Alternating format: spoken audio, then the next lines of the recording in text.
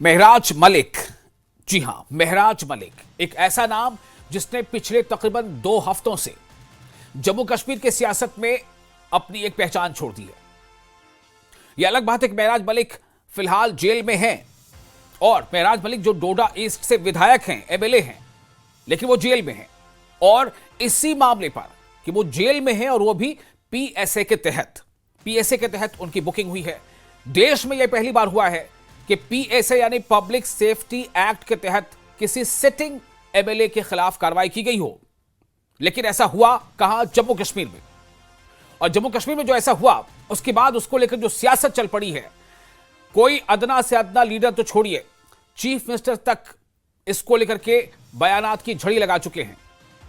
चाहे महबूबा मुफ्ती हो, चाहे उमर अब्दुल्ला या फारूक अब्दुल्ला या कांग्रेस के नेता या बीजेपी के नेता, लगभग सभी पार्टियों के बड़े नेताओं ने इस मामले पर कुछ ना कुछ बोला जरूर है। जैसा आम आदमी पार्टी के राज्यसभा सांसद संजय सिंह का कहना था कि सिवाय बीजेपी के तमाम पार्टियां जम्मू कश्मीर में महराज मलिक के पक्ष में बोल रही हैं, उनके हक में बातें कर रही हैं और वो ये कह रही हैं कि महराज मलिक के साथ जो हुआ वो गैर मुनासिब था। कार्रवाई होनी चाहिए थी, हो सकती थी, लेकिन पीएसए के तहत एक जनप्रतिनिधि को, एक अवामी नुमाइंदे को जेल में डालना यह अनुचित है, यह गैर मुनासिब है, जैसा कि कहा था संजय सिंह ने। लेकिन अब एक और मामला आम आदमी पार्टी को लगा है और माना यह जा रहा है कि यह कहीं ना कहीं एक बड़ा झटका है महराज मलिक के लिए, क्योंकि महराज मलिक के लिए, उनके मामले के मुकदमे के लिए, उनके मामले की पैरवी के लिए एक बड़ा नाम जो था सीनियर वकील का, उन्होंने इस केस से खुद को अलग कर लिया। यानी उन्होंने महराज मलिक के मामले पर केस लड़ने से इनकार कर दिया है। क्यों इनकार किया? क्या इससे असर पड़ेगा? इनकार करने की वजह क्या है? क्या महराज मलिक की मुश्किलें मजीद बढ़ गई हैं? क्या आने वाले चंद दिनों में कोई ऐसा इम्कान है कि महराज मलिक के जो सपोर्टर्स, जो हिमायती चाहते हैं कि उनका एमएलए जेल से बाहर आ जाए, क्या यह मुमकिन है? ऐसे कई सवाल हैं जिस पर हम बातचीत करेंगे। आप देख रहे हैं न्यूज 18 JKLH पर प्राइम डिबेट। मैं हूं आपका मेजबान विशाल।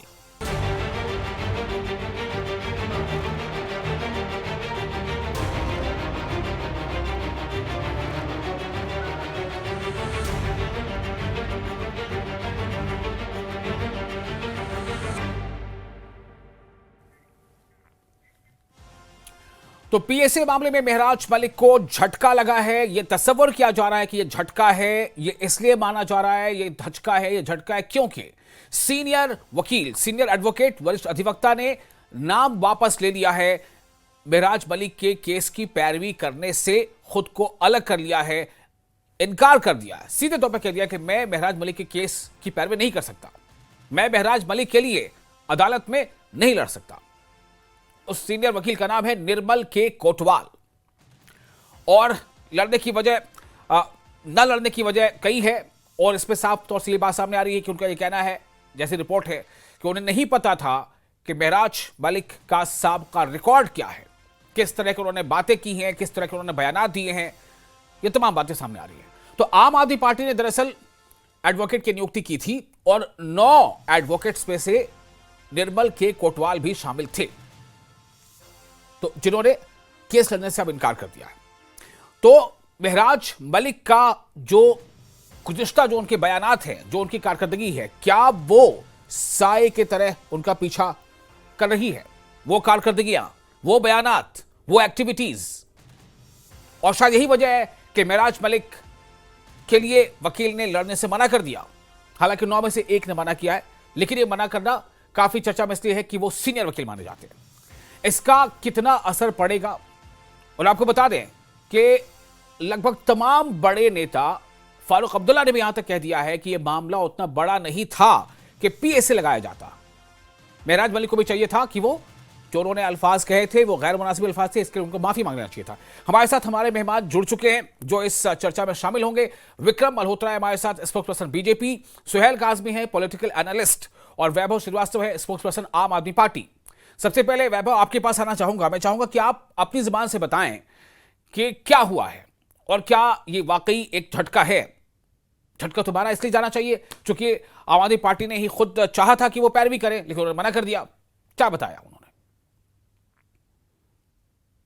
जी, विशाल जी, सबसे पहले तो आपको जी। नमस्कार, विक्रम जी को नमस्कार, सोहेल जी को नमस्कार, और जो भी दर्शकगण प्रोग्राम देख रहे हैं उनको मेरा नमस्कार। हम्म। तो विशाल जी, सबसे पहले तो ये कौन एडवोकेट, कौन पक्ष रखेंगे महराज मलिक जी का, हम्म। पार्टी का डिसीजन है। पार्टी ने कुछ पैनलिस्ट दिए थे और ये कोई मुद्दा नहीं है किसी हम्म। जिसकी अपनी, जो भी उनका किसी का पर्सनल रीजन होता है, वो पर्सनल रीजन को लेकर आगे या तो केस लड़ सकता है, बैक ऑफ हो सकता है। ये हमारे लिए ना कोई पहले मुद्दा था ना अभी ये मुद्दा है। हम्म। आम आदमी पार्टी बड़े स्ट्रांगली और बड़े मुनासिब तरीके से अपने एमएलए महराज मलिक के साथ खड़ी है। आम आदमी पार्टी का एक एक कार्यकर्ता महराज मलिक जी के साथ खड़ा है। देखिए, महराज मलिक जी के मामले को भी डिटेल में समझने की आवश्यकता है मेरे जी, हिसाब से। एक मिनट, एक मिनट, वैभव जी, आज जिस विषय पर हम चर्चा कर रहे हैं, बेशक ये आम आदमी पार्टी खड़ी है उनके साथ और ये उनका डिसीजन है किसको रखें पैरवी में, किसको ना रखें, या उन वकीलों का भी डिसीजन हो सकता है पर्सनल कि हम किस मामले की पैरवी करें, किस मामले की पैरवी ना करें। मैं सिर्फ ये जानना चाहता हूं कि इस मामले में हुआ क्या है। वो थोड़ा एक बार और मैं प्रश्न आपसे करना चाहूंगा, सवाल करना चाहूंगा कि आप जरा हमें बताएं कि दरअसल हुआ क्या है। निर्मल के कोटवाल को क्या आम आदमी पार्टी ने नियुक्त किया था, उनको कांटेक्ट किया था या नहीं किया था? अगर किया था तो फिर जवाब क्या मिला? तो विशाल जी, मैं फिर से कह रहा हूं कि जो जो भी फैसला था, व्यक्तिगत तौर पे निर्मल जी ने जो कहना था कह दिया। अगर आम आदमी पार्टी का जो मान, आप मुझे, मैं अपनी पार्टी से आम आदमी पार्टी का पक्ष रखने के लिए आपके इस पैनल पे आया और मैं इसी वही तो आपसे पक्ष रख पूछ रहा रहा हूं हूं। कि क्या आम आम आदमी आदमी पार्टी ने पार्टी निर्मल का, के आम कोटवाल आदमी को पार्टी का जो अपॉइंट पक्ष किया है, था, उनको उनसे कांटेक्ट किया था, उनसे राब्ता किया था? आम आम आदमी पार्टी ने, अब फिर से मैं दोहरा रहा हूं, अपने महराज मलिक जी, अब हमारे जो एकमात्र विधायक और प्रदेश अध्यक्ष हैं, जी। उनके साथ है और हम उनके लिए बेहतर से बेहतर लीगल कंसल्टेंट इशू करें। और ये केवल हम नहीं, दिल्ली, वहां के खुद के जम्मू कश्मीर के खुद के CM, sitting CM Farooq Omar Abdullah ji ने भी पेशकश की है कि वो लीगल एक्सपर्ट इस मामले, क्योंकि जो भी पार्टियां हैं जम्मू कश्मीर की, जी। वो बहुत पहले दिन से महराज मलिक जी के साथ है और इस पूरे मसले पर एक मत में है। केवल भारतीय जनता पार्टी, हम्म। जो कि जिन्होंने अपनी पार्टी में आतंकवादियों की फौज इकट्ठा कर रखी है, वो इस फैसले के खिलाफ है। बाकी सारी पार्टियां, क्योंकि पहली बार, जैसा आपने इस बताया था, इस जम्मू कश्मीर और देश के इतिहास में पीएसए एक्ट लगाया गया एक सिटिंग विधायक के ऊपर। 18 एफआईआर दर्ज है महराज मलिक के ऊपर। 2014, 2022, 2023, 2017 के मामले उठा उठा के इन लोगों ने ठीक है वैभव, डॉजियर तैयार ठीक है। करके मैं आपके पीएसए पास फर्स्ट एक्ट कमेंट ले लगाया। रहा था। आपने एक बहुत ही मतलब हम कह सकते हैं कि ऐतराज वाला बयान है। आप कह रहे हैं कि आतंकवादियों की फौज भारतीय मैं जनता आपको पार्टी ने प्रूफ दे दूंगा, इकट्ठा कर रखी है। प्रूफ के साथ दूंगा, देखिए, प्रूफ के साथ, ठीक है, प्रूफ के आप साथ। प्रूफ के साथ बताइए, लेकिन अब आप फौज आप कहेंगे आतंकवादियों की फौज, ये मुझे लगता है थोड़ा सा ज्यादा है, बट फिर भी ठीक है, आप अपनी बात रख रहे हैं। आप मैं मुझे इस पर मौका रिएक्शन दीजिए, दूंगा। मैं प्रूफ करता हूं। मैं उस पर रिएक्शन मैं आपके पास आऊंगा, अभी हम लोग बातचीत करते रहेंगे, आपके पास आ रहा हूं मैं। Vikram Malhotra ji, how to content this? वो बीजेपी पर सीधा आरोप लगा रहे हैं, कह रहे हैं कि सिवाय बीजेपी की कोई पार्टी ऐसी जम्मू कश्मीर नहीं है जिसने विरोध किया हो महराज मलिक के खिलाफ का, मतलब कि उसकी हिमायत में सब लोग हिमायत में हैं, सिर्फ बीजेपी जो है वो विरोध कर रही है। दूसरी बात यह कि आज जो हम मुद्दा लेकर हैं उस पर बीजेपी क्या कहना चाहेगी? देखिए विशाल साहब, आपका बहुत बहुत धन्यवाद इस कार्यक्रम में आमंत्रित करने के लिए। और अ, जैसा आपने देख लिया, आपने जो सीधा सवाल आम आदमी पार्टी के प्रवक्ता से पूछा, वो उस सवाल से पे जवाब ही नहीं दे रहे, और वो उस पे जवाब दे भी नहीं पाएंगे, क्योंकि आपको ये बात समझनी जरूरी है कि जो ये पीएसए पुलिस की तरफ से, डीसी की डोडा की तरफ से लगाया गया है, जी। उसके पीछे भारतीय जनता पार्टी का पहले से ये कहना था कि ये जो महराज मलिक साहब जिस तरह की बातें कर रहे थे और जिस तरह का उनकी एक बैकग्राउंड रही है, इसको सिर्फ एक ब्यूरोक्रेसी और एक डीसी के साथ जो उनकी पर्सनल एक डिफरेंसेस हुए, उसमें जो उन्होंने जुबान का इस्तेमाल किया, जो बिल्कुल नागवार है और जिसको कोई भी अप्रिशिएट नहीं कर सकता। इवन डॉक्टर फारूक अब्दुल्ला ने भी अपने स्टेटमेंट में कहा कि मैं उस तरह की, जिस तरह की भाषा का प्रयोग महराज मलिक कर रहे थे, मैं उसके बिल्कुल खिलाफ हूं। हालांकि पीएसए को उन्होंने कहीं ना कहीं अपोज किया, पर हमारा ये मानना था कि अगर उसको पीएसए लगाया गया है तो उसके पीछे कोई बैकग्राउंड है। और जो आज निर्मल कोतवाल साहब, वो ना केवल एक सीनियर लॉयर है, वो बार एसोसिएशन जम्मू के प्रेसिडेंट भी है, और उनका ये जो कहना है कि उन्होंने किन ग्राउंड्स पे विड्रॉ किया है केस पे, तो उनका ये साफ कहना है। अगर आप बोलेंगे तो, अगर आपके पास स्टेटमेंट नहीं है, मैं पढ़ के आपको सुना सकता हूँ, पर मोटा मोटा उसमें ये है कि जिस तरह से Mehraj Malik statements in the past दिया है, जिस तरह से उन्होंने कहा है कि मसूद अजहर के ठिकानों पे हिंदुस्तान ने बम गिराए हैं, तो इसका बदला वो खुद लेगा। उसके बाद उन्होंने एक अपनी वीडियो में कहा है कि मैं जम्मू कश्मीर को भारत का हिस्सा नहीं मानता हूँ। उसके बाद एक वीडियो का और जिक्र कोतवाल साहब ने कहा है कि जिसमें उन्होंने आपत्तिजनक बुरहान वानी को अपना हीरो बताया है। तो अगर एक जो चुना हुआ नुमाइंदा इस तरह के वीडियोस उसके होंगे, इस तरह की पृष्ठभूमि के साथ वो लोगों को जाएगा, और जिस तरह की वो उनकी अटरेंसेस थी over the past few month, जब से वो विधायक बने, तो वो कुल मिला के एक आज अगर उनको एहसास हुआ है, और उन्होंने कोतवाल साहब ने खुद कहा है कि संजय सिंह जी ने उनको फोन किया चलो था। ठीक है, वो एक बात है, आपने जो बात बताई है ठीक है। और कोतवाल जो वकील थे उन्होंने इनकार किया केस लड़ने से, वो भी एक्सेप्टेबल है। मतलब कि जैसा आप आज़ादी पार्टी कहना है कि भाई हमारा डिसीजन है, हम किसको रखें किसको ना रखें, या कोई किसी से रब्ता करे वो चाहे लड़े या चाहे ना लड़े, ठीक है। रखे या ना रखे का सवाल नहीं है जी विशाल साहब, रखे या ना रखे का सवाल नहीं है जी। उन्होंने एंगेज किया, एमपी जो उनके हैं संजय सिंह जी ने उसको एंगेज किया था, और उन्होंने विड्रॉ किया है। तो इस स्लाइड में जो एक भ्रम फैलाने की कोशिश की जा रही है पूरे जम्मू कश्मीर में कि सिर्फ उनके पर्सनल डिफरेंसेस एक ब्यूरोक्रेट के थे साथ थे, तो इसलिए इतना बड़ा मसला बनाने की कोशिश की जा रही है।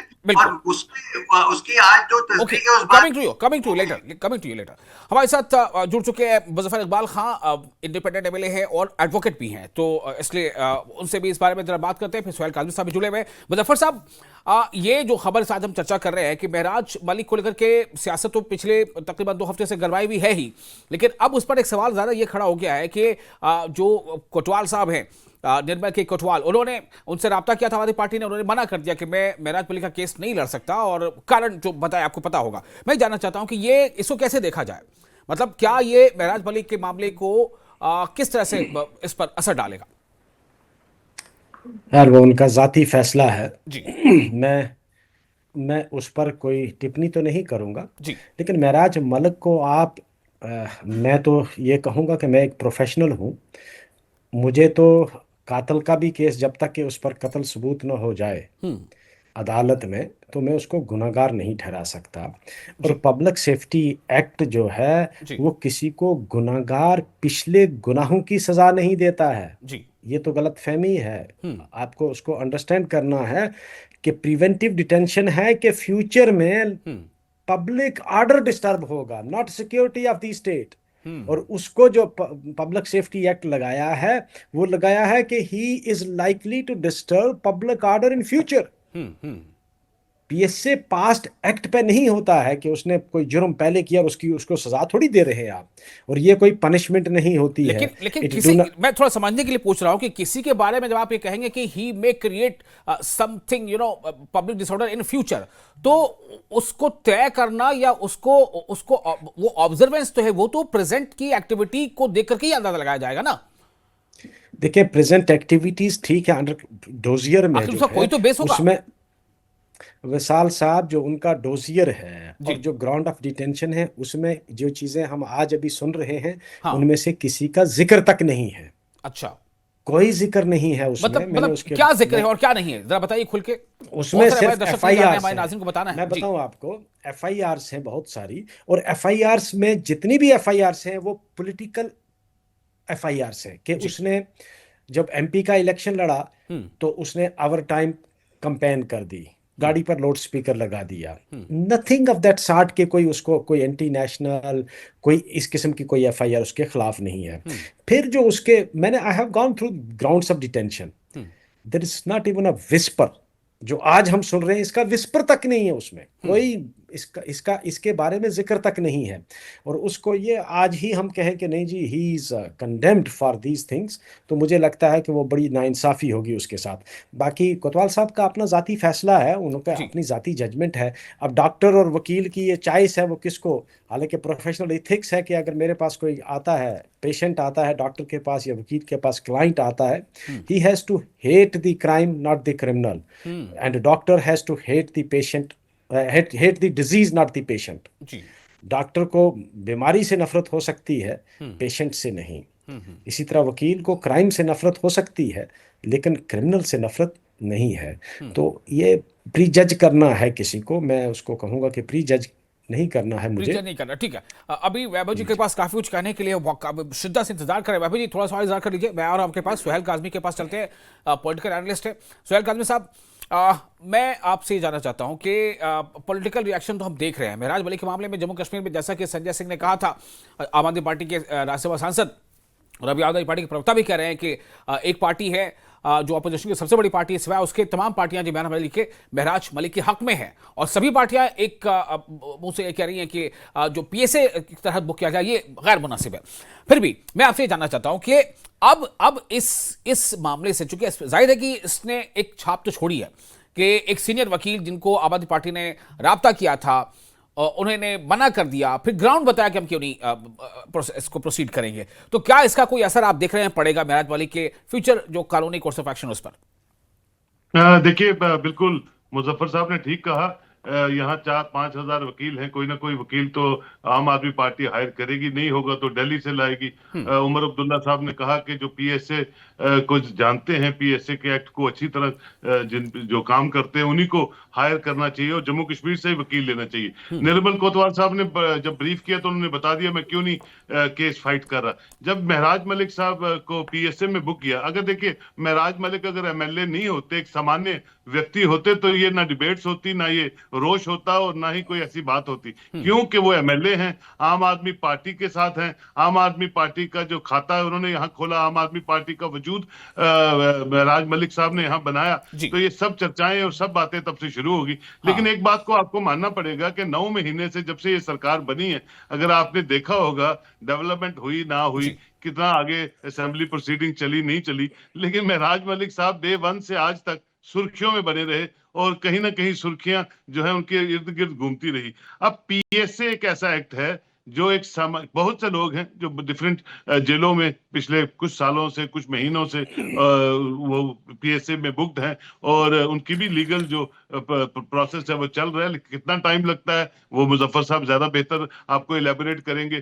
किस तरह से आप जो बेल एप्लीकेशन है कैसे मूव करते हैं, कितने महीनों बाद, वो भी मुजफ्फर साहब बेहतर जानते हैं। लेकिन कुछ मैंने लोग देखे जो टीआरपी के चक्कर में महराज मलिक साहब का जो केस है या जो उनकी आवाज है उसको दूसरा रंग देने की कोशिश करते हैं। और आज भी एक बीमारी जम्मू कश्मीर में शुरू क्या होगी, पूरे हिंदुस्तान में टीआरपी जब तक ना मिले किसी बंदे को या सोशल एक्टिविस्ट जितने भी हैं वो सब पीएसए ऐसे समझ लिया उन्होंने कि ये अभी हमने बोला और शाम को टूट गया। अभी दिल्ली से कोई आया था, वो कहता मैं 72 आवर में महराज मलिक को बाहर ले आऊंगा, मेरे ऑफिस में आया था। मैंने कहा जब ले आओगे तब मेरे से बात कीजिए। देखिए जो लॉ नोइंग लोग हैं, मुजफ्फर साहब बड़े सीनियर जुडिशियल एक्सपर्ट हैं, ये जानते हैं कि ये लॉ जो है 1978 में किन बुनियादों पे लाया गया। और आप देखिए 2019 में उमर साहब और फारूक साहब को इसी लॉ के तहत जब आर्टिकल 370 की एब्रोगेशन हुई है, उसी में वो जितने महीने भी हाउस अरेस्ट रहे इसी एक्ट के तहत रहे। तो ये कानूनी चीजें कानूनी ढंग से होंगी। ये टीआरपी लेने के चक्कर में या टीआरपी के चक्कर में बहुत से वकील कहते हम लड़ेंगे। जब देखा जैसे निर्मल कोतवाल साहब ने कहा, बड़ी मुश्किल से वो जदोजहद करके आज बार प्रेसिडेंट है। हर इंसान की अपनी एक क्रेडिबिलिटी होती है उसके अपने प्रोफेशन में। अब क्या वजूहात रही हैं उन्होंने सामने आपके बता दी। गाली गलौज तक पीएसए रहता तो गाली गलौज की तो कोई बात नहीं है, लेकिन गाली गलौज तक पीएसए नहीं है। पब्लिक सेफ्टी एक्ट का डोजियर जो अब मुजफ्फर साहब ने पढ़ा है तो ये बेहतर बता सकते हैं आपको उसमें क्या क्या चीजें हैं। और 17 एफआईआर एक ही दिन में नहीं लग गई है, एक ही दिन में एफआईआर लग गई और एक ही दिन में डोजियर बन गया। तो ये सब चीजें जब आने वाले दिनों में जिरा होगी तो पता चलेगा और उस तरफ चलेगा। ये कहना कि 78 आवर में 48 आवर में हमें ले आएंगे, ऐसा कोई चीज जो है ग्राउंड पे वो फिजिबल नहीं है। बिल्कुल। मैं आपसे थोड़ा इस मामले को और समझने की कोशिश करूंगा मुजफ्फर साहब, लेकिन फिलहाल एक बार फिर से चलते हैं जरा। वैभव जी हमारे साथ जुड़े हुए, वैभव श्रीवास्तव चूंकि उनकी पार्टी के वो एमएलए हैं। वैभव जी आपको कुछ अभी कहना है, आप कुछ ऐड करना चाह रहे थे? जी मैं अपनी बात मैं एडवोकेट खान साहब ने जो बात बोली बस उसको ऐड कर दूं कि पीएसए एक्ट जो लगवाया गया था अंडर 2 कंडीशंस होता है। एक तो मेंटेनेंस ऑफ पब्लिक ऑर्डर, दूसरा सिक्योरिटी टू थ्रेट। जो इस समय जो महराज मलिक जी एमएलए के ऊपर जो पीएसए एक्ट लगाया गया वो मेंटेनेंस ऑफ पब्लिक ऑर्डर लगाया गया कि पब्लिक ऑर्डर डिफाई कर सकते हैं, लॉ एंड ऑर्डर की सिचुएशन वगैरह। भारतीय जनता पार्टी को खुद नहीं पता है कि किस एंगल पे बैठना है। पहले दिन से वो चिल्ला रहे थे बिना पढ़े इसलिए मैं कहता हूं भारतीय जनता पार्टी के लोग नाली के गैस से चाय बनाने वाली पार्टी है। ये लोग पहले दिन से कह रहे थे कि टेररिस्ट है, टेररिस्ट है, टेररिस्ट है, और ऊपर से जब इन्होंने जो पीएसए एक्ट लगाया वो maintenance of public law and order पे लगाया। आप डॉजियर अगर पढ़ेंगे विशाल भाई, हमने पढ़ा है उसके कुछ अंश, इतनी हास्यास्पद बात लिखी है उस डॉजियर पे। उसमें क्या लिखा है कि महराज मलिक जी एफबी लाइव करते हैं, मेरे पास डॉजियर के कुछ अंश है, एफबी लाइव करते हैं और उनके 2 लाख फॉलोअर्स हैं जो इससे प्रभावित होते हैं। महराज मलिक जी की भाषा आपत्तिजनक है, सही नहीं रहती है, तो इसलिए वो पीएसए एक्ट, ये कुछ अंश है उस डॉजियर के जिसके लिए वो पीएसए लगा रहे हैं। तो मेरा प्रश्न, अगर इस पे भारतीय जनता पार्टी पे अगर इन कंडीशन पे पीएसए लगता है तो भारतीय जनता पार्टी आधी पार्टी अंदर होगी उनके पीएसए में। मैं इनके कुछ, आपने जो कहा ना कि मैंने आपसे जो कहा था, आपने आपत्ति दर्ज की थी कि आतंकवादी रखे हुए हैं, इन्होंने रिटायर्ड आतंकवादियों को कहां के, लश्कर के, पाकिस्तान से ट्रेंड मिलिटेंट को, बिल्कुल वैभव जी आप जो कह रहे हैं बिल्कुल सही, मैं मान लिया आपकी बात को। मैं थोड़ा सा, ठीक है, वो बातें हम लोग कर चुके हैं, थोड़ा मैं चाहूंगा देखिए इसमें एक ट्विस्ट है, यानी महराज मलिक के, सुनिए एक बात, महराज मलिक के सपोर्ट में कुछ पार्टियां ही नहीं बल्कि कुछ ओहदेदार किस तरह से हैं और क्या कह रहे हैं। मैं आपको डेप्यूटी सीएम सुरेंद्र चौधरी का एक बयान सुनाना चाहता हूं। मुजफ्फर साहब जरा ध्यान से सुनिएगा ये बयान को। अब तमाम लोग, विक्रम साहब भी और हमारे साथ सुहेल काज़मी आप भी सुनेंगे कि सुरेंद्र चौधरी क्या कह रहे हैं महराज मलिक के इस मामले पर। सुनिए जरा। तो देखिए, महराज मलिक की एक बात तो आप सब मानेंगे, मैं भी मानता हूं, हमारा समाज ये भाषा, ये लैंग्वेज की इजाजत कभी नहीं देता। अब मैं मेरे साथ सियासत में जो मेरा ओपोनेंट है मेरे साथ करे, लेकिन फैमिली बच्चों पे नहीं जाना चाहिए, माँ बाप के ऊपर नहीं जाए, माँ बाप सबके बराबर है। उसकी लैंग्वेज बहुत गंदी थी, मैं उस समय भी कहा था, आज भी कहता हूं, लेकिन डीसी को कन्फ्रंटेशन में नहीं जाना चाहिए था। डीसी इस चीज को अवॉइड कर सकता था, ये पीएसए की नौबत नहीं आ सकती थी, एक सिंपल एफआईआर हो सकती थी, उस पर भी बड़ा कुछ हो जाता है। तो लिहाजा डीसी डोडा साहब को अब मैंने बड़ी कुछ उनके लिए कह चुका हूं, अब बार बार कहना अच्छा नहीं, लेकिन इतना कहूंगा मैं ऑफिसरों को कि वक्त बदलते हैं, हालात बदलते हैं, और ऑफिसर वो जो वक्त के साथ चले, हालात जब बदले उन हालातों के साथ चले, और जो ऑफिसर जब वक्त बदल जाए, हालात बदल जाए, तब भी ना बदलें, तो एक दिन ऐसा बदलाव आता है तो फिर नौकरी करनी भी मुश्किल हो जाती है। विक्रम मल्होत्रा साहब, आपका रिएक्शन जानना चाहता हूं मैं। सुना आपने क्या कहा डिप्टी सीएम ने? जी बिल्कुल सुना मैंने, डिप्टी सीएम ने कहा, और जो आम आदमी पार्टी के प्रवक्ता ने यहाँ कहा कि रिटायर्ड, नई टर्मिनोलॉजी आज इन्होंने बना दी कि रिटायर्ड टेररिस्ट। ये भाषा मैंने पहले कभी नहीं सुनी थी कि रिटायर्ड टेररिस्ट क्या होता है। सरेंडर टेररिस्ट हमने जरूर सुना था, और सरेंडर टेररिस्ट की रिहेबिलिटेशन की पॉलिसी जो है वो गवर्नमेंट लाई थी, और हमको ये पता समझना चाहिए कि ये जो पीएसए जम्मू कश्मीर में लाया है 1978 में, ये शेख अब्दुल्ला साहब ने लाया है, ये भारतीय जनता पार्टी की सरकार ने नहीं लाया है, पीएसए जेएंडके में इंट्रोड्यूस किया है। तो ये शेख अब्दुल्ला साहब की देन है, जो आज नेशनल कॉन्फ्रेंस उसको जस्टिफाई करने की कोशिश कर रही है। और बहरहाल तो फारूक अब्दुल्ला साहब ही खुद कह रहे हैं कि पीएसए जिस मकसद के तहत था, यहाँ पे मकसद फुलफिल नहीं हो रहा है, यहाँ पीएसए जो है वो गैर मुनासिब तरीके से लगा दिया गया है। तो फारूक अब्दुल्ला खुद कह रहे हैं आज का जो मुद्दा है वो ये है कि निर्मल कोतवाल साहब ने इस केस को छोड़ा है, और किन वजूहात को सामने रखते हुए इस केस को उन्होंने छोड़ा है। जो बार एसोसिएशन जम्मू के प्रेसिडेंट हैं, अब एक पार्टी जिसको रिटायर्ड मिलिटेंट और सरेंडर्ड मिलिटेंट का फर्क नहीं पता, जिसका चीफ मिनिस्टर ठीक है, मैंने आपका रिएक्शन ले लिया। मैंने मुजफ्फर इकबाल साहब, how would you like to respond this, जो आपने अभी डिप्टी सीएम को सुना है, क्या ये कुछ कनेक्शन है इस मामले से? जो मुद्दा है हम उस पर बहस करें, जिस पे आपने डिबेट के लिए बुलाया, वो ये है जी, मैं उस पर बात कर चुका हूं, थोड़ा चूंकि उसमें एक ट्विस्ट है, इसलिए मैंने चाहा कि इस पे भी रिएक्शन ले ले। मुजफ्फर साहब। विशाल साहब, पहली बात तो ये जो आपका कैप्शन है ना कि और बढ़ गई मुश्किल महराज की कोई मुश्किल नहीं बढ़ेगी, ठीक है। If everybody else capitulate, I will fight for Mehraj, मैं लड़ूंगा उसका केस, मुझे उससे कोई फर्क नहीं पड़ता है, ठीक है, उससे महराज की कोई मुश्किल नहीं बढ़ी। दूसरा जो आपने डिप्टी सीएम साहब की बात बताई, मैं खुद एग्री नहीं कर सकता कि जो महराज साहब ने जो तर्ज अमल इख्तियार किया, जो लहजा इख्तियार किया, उसको तो सब कंडेम कर रहे हैं, लेकिन जो लेटर पार्ट है डिप्टी सीएम का, जो डीसी के बारे में वो कह रहे हैं, लेकिन सुने आप विशाल साहब, लेकिन उसका जवाब पीएसए कभी नहीं हो सकता। पीएसए का ना ये तो मकसद है, PSA is not only in Jammu and Kashmir, it has different names. आप महाराष्ट्र में देखेंगे एग्जैक्टली वर्बेटम यही प्रोविजन एक्ट है वहां, गुजरात में हर जगह है। Preventive detention is all over the country, और इसको आइन की बैकिंग है, आर्टिकल 22 इसको प्रोटेक्ट करता है। अदरवाइज ये जब सुप्रीम कोर्ट में पहली बार गया, चैलेंज हुआ, तो सुप्रीम कोर्ट ने कहा कि वाकया ही ये ड्रैकोनियन है, लेकिन इसको क्योंकि आर्टिकल 22 जो फंडामेंटल राइट पार्ट में है, इसलिए हम इसको प्रोटेक्ट करते हैं, हम इसको क्रैश नहीं करते। लेकिन ये rarest of the rare cases में अप्लाई होगा, क्योंकि हम इसको किसी के लेकिन मेरा एक सवाल है नहीं कि दे रहे हैं। देखिए, मेरा एक सवाल उससे हटके है, इसका आइन जवाब और नहीं कॉन्स्टिट्यूशन था। अलग, डेप्यूटी सीएम जो धमकी आमेज लहजा इख्तियार कर रहे हैं डीसी के खिलाफ, उस पर मेरा सवाल है, इज दिस गुड? धमकी नहीं, उसने ठीक कहा, डिप्टी सीएम ने एक बात तो ठीक कही कि उसका इलाज पीएसए नहीं था, एफआईआर लगा दो, जो कानूनी जुर्म उसने किया है। सोहेल साहब, मैंने आपका कमेंट ले लिया। सोहेल साहब, आप कैसे रिस्पॉन्ड करेंगे बहुत छोटे में? क्या ये धमकी है डिप्टी सीएम की? बिल्कुल धमकी है। वो फ्रस्ट्रेट है इस वक्त, क्योंकि इस वक्त जो पावर हाउस जम्मू कश्मीर में चल रहे हैं, पूरी कैबिनेट के जो लोग हैं, खासकर ये जो मंत्री हजरात है, ये तो फ्रस्ट्रेटेड है। अपनी टीआरपी के लिए कोई ना कोई बयान देते हैं, इनको खुद नहीं पता क्या बयान देना चाहिए। और डीसी और एमएलए और एसएसपी एक डिस्ट्रिक्ट के 3 जो होते हैं ना, सरबराह होते हैं, जो आपस में कोऑर्डिनेटेड वे में एक डिस्ट्रिक्ट को नरिश करते हैं। ये 4 करोड़ जो तो मतलब आपको क्या लग रहा है, पीएसए का दायरा बढ़ जाएगा क्या? नहीं, बढ़ जाएगा या नहीं बढ़ेगा, वो तो लॉ इन्फोर्सिंग एजेंसी बात तो बयान पे ही आ रही है ना जी, वो तो लॉ इन्फोर्सिंग एजेंसी जानेगी, लेकिन तरीकाकार दोनों तरफ से बराबर रखना चाहिए। अगर आप एक चलिए, अब वक्त थोड़ा ज्यादा हो जा रहा है, मैं बहुत माजरत के साथ आप तमाम मेहमानों का शुक्रिया भी अदा करता हूं कि आपने अपना वक्त दिया, और अब हमारे पास वक्त नहीं है। लेकिन बहरहाल महराज मलिक की मुश्किल क्या वाकई बढ़ गई? चूंकि एक सवाल यहां पर था, उस पर हमने आज चर्चा की, उसके अलग अलग रुख हैं, पहलू हैं, आपने अपना वक्त दिया, आपने इसे सुना, बहुत शुक्रिया। अब बने रहे नितिन JKLH के साथ, हमें दें इजाजत।